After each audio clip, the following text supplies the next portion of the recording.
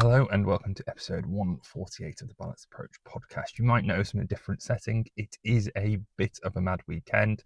I'm in the process of moving house. It is currently 30 degrees, but because we're moving house, I haven't set anything up. So I'm currently in my car recording this podcast. So I haven't got a huge amount of time. Obviously, I'm quite busy moving house, but I'll try and squeeze this in and I will be trying to get through this as efficiently as possible without rushing through it. But today we'll be covering how do I make better choices in the supermarket, doing your food shop, and my Louis Padian nutrition 4-step process to doing that I often walk through with patients and clients and seems to be one of the biggest difference makers that can be simply implemented for people to make better change with their food.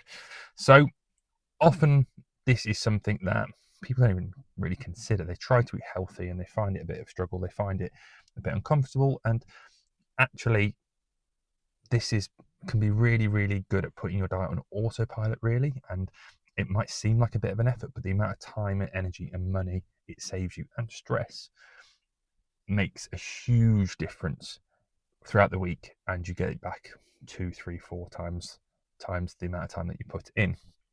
And food shops are a bit of a funny one because it's something that we are almost just expected to do and know how to do really efficiently. There's lots of things that can trip us up along the way, and actually me sitting down and going through how to do a food shop, how to go about it, and how this process can work really well like it does for my clients and my patients can be something that can take away the stress, the struggle from healthy eating, and like I said, make it almost like a piece of cake, as the way that I like to phrase it. So the way that I always talk about systems and structure is there to support you, not suffocate you. So trying to find a way to really get it to support you and get the best for you, not feel like it's restraining you and that it's really restrictive. So trying to implement these steps, and even just starting with a day or two to build through the process, can be a really, really good way to build in and gain confidence with this process. The reason that it is difficult to do a food shop, especially in today's modern world, is that one, we're not taught how to do it. Two, supermarkets and food shopping is a hugely sensory experience for a lot of people. The sights, the smells, the tasters that might be around there, the audio sort of experience, and they are there to get you to spend money, to buy things. I worked in retail for a couple of years, and we had things like impulse buy sections, and eyeline is byline is another one that they used to tell us.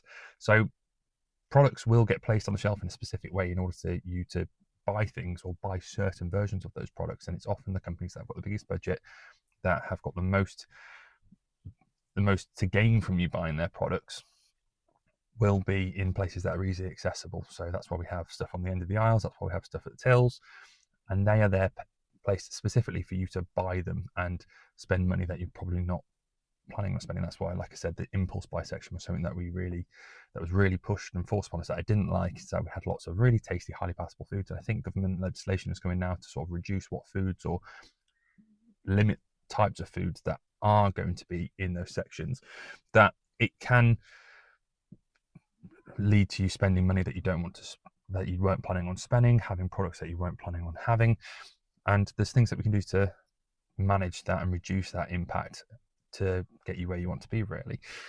Like I said, there is lots of marketing involved with this. Like I said, these companies, and I know as a nutritionist, the marketing budgets that companies spend on getting you to buy their products is huge versus what we as a country sort of spend on trying to make people healthier. There is a huge amount of money to be made in food products, in buying certain products, or the amount of money that these companies make from certain lines would blow your mind. And these sort of things, like there's wellness bars and the language that they use, and obviously there's government legislation around what can be said, but there's limitations on what we can force people not to say as well. So that's why you've got clever terms where you will say, like, superfood's another one that's not regulated at all. Foods will claim to be a superfood, or that be overly nutritious, but the language might be per serving. So I've seen protein bars, for example, displaying the amount of protein for the whole bar being quite a big one that you might not have in one serving, but the amount of calories only in a third of the portion or half of a portion. So you might think that you're getting 20 grams of protein for 150 calories, when actually the whole bar is 300 calories because it's double portion, but there's only 10 grams per half, so 20 grams per bar. There'll be little asterisks there, so getting clued up on that can be really useful. But as I've said, it's a hugely sensory experience. A lot of supermarkets will have bakeries that make you enjoy the experience in there and get the flavors and make you want to buy something. Lidl's a really good example of this, or even small supermarkets like Sainsbury's Locals or Tesco Express will have sort of croissants and bakery goods in a certain part of the store.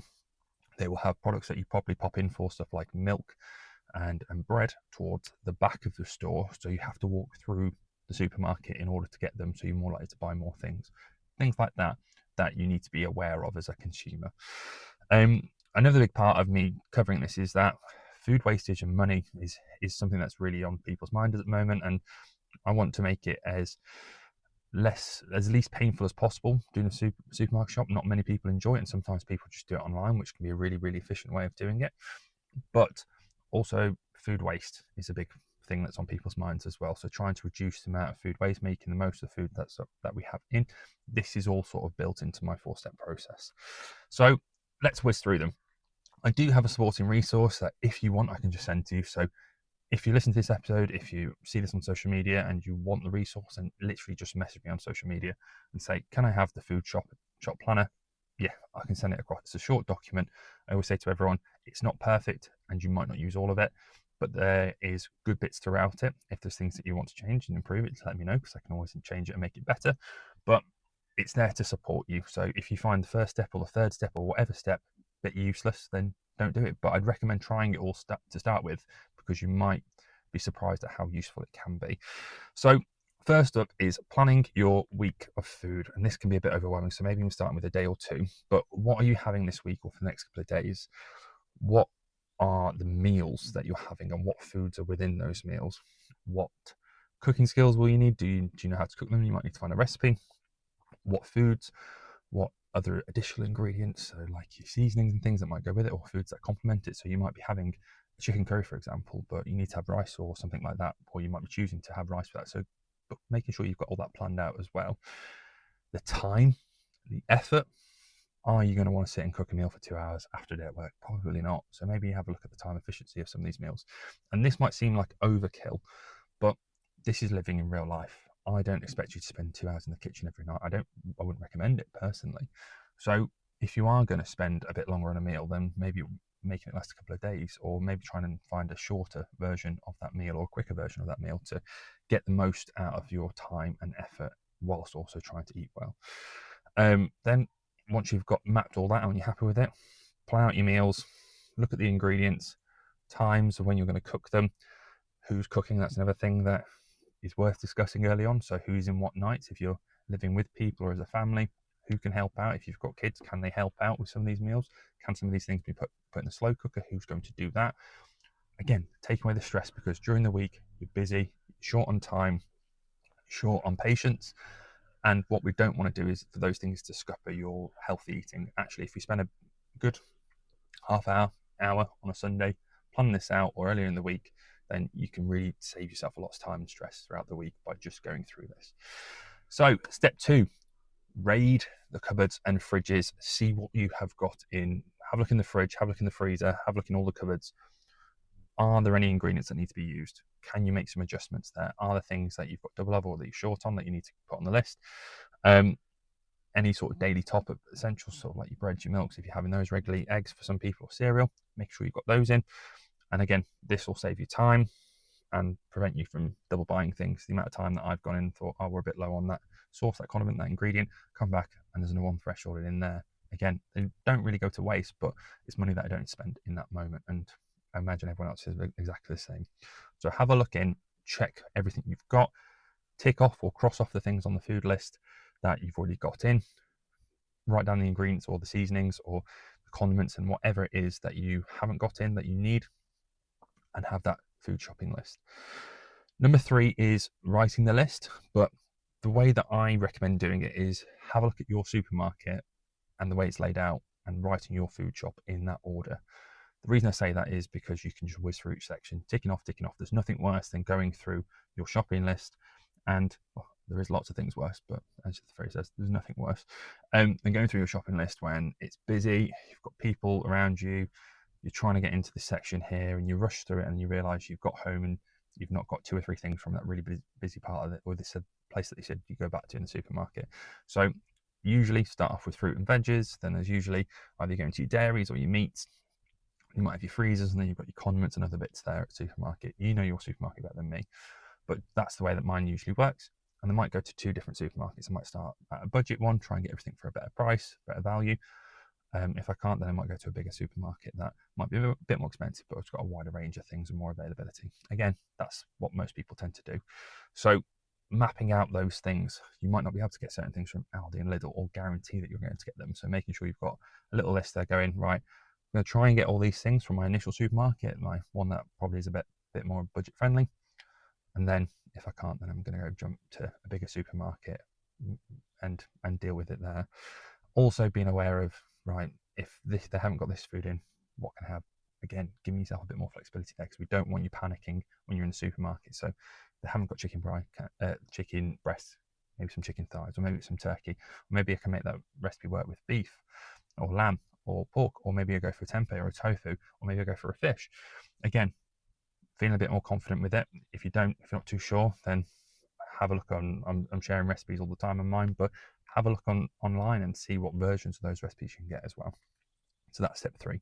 Step 4, eat and execute. So you might think that I'm telling you to go do your food shop. Actually, I'd always recommend having a snack or making sure that if you're going to have a meal beforehand, never go to the shops hungry, because you'll end up buying things you don't need and you'll end up overeating at the supermarket as well. So have a snack with you, have a meal. Yes, it takes time, but it's worth it. And it also means that you're going to be less hungry if you are hungry at the supermarket as well. Like the Snickers advert always says, you are not you when you're hungry. So don't do things that are really important to you hungry. And that's it.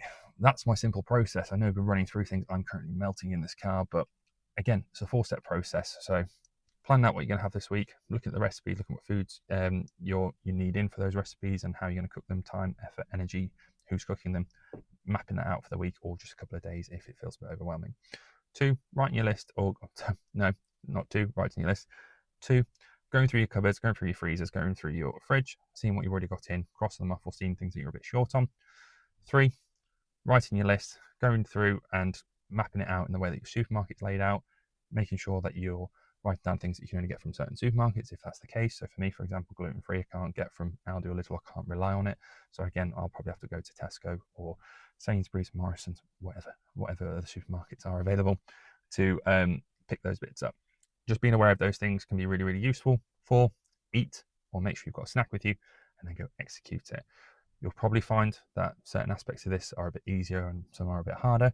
You might find that ones that you already do and something that you've never really done before. So give yourself time and patience. It's not going to be perfect from the get-go, but give yourself a couple of weeks of doing this, or maybe a couple of times throughout this week. Do a couple of days at a time, and give it a go, because I guarantee it will help. It will help with your future decisions. It's current you looking after future you, or current you looking after future family, if that's the case. And just remember, good enough's good enough. So give it a go, have a look at the improvements, have a look at things that worked well, things that didn't work so well. How can we improve them moving into next week?